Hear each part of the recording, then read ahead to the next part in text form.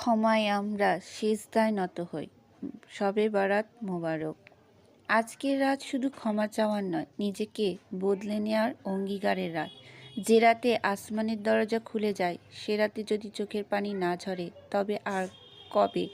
আমরা পাপ নিয়ে ঘুমাই আর আল্লাহ ক্ষমা নিয়ে জেগে থাকি। এটাই শবে বারাত। হয়তো এই রাতটাই আমাদের জীবনের শেষ শবে বারাত। তাই আজই ফিরে আসি। মানুষ ভুলে যায়, কিন্তু আল্লাহ নয়। আজকের রাত তার প্রমাণ। যাদের জন্য দোয়া করার কেউ নেই, তাদের জন্য আল্লাহ নিজেই যথেষ্ট। আল্লাহ যেন সবাইকে এ রাতে ক্ষমা করে দেয়।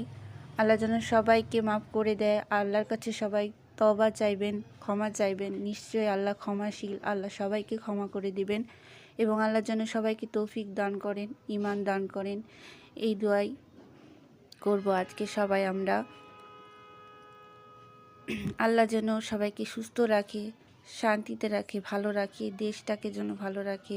এই দেশটা যেন একটা নতুন ভালো কিছু পাই, সে দোয়াই করব আমরা। সবাই ভালো থাকবেন, সুস্থ থাকবেন, সাবধানে থাকবেন। আল্লাহ হাফেজ। আসিফা কি সুন্দর নামাজ পড়লো, সবাই ওর জন্য একটু দোয়া করবেন, ও যেন তাড়াতাড়ি সুস্থ হয়ে যায়।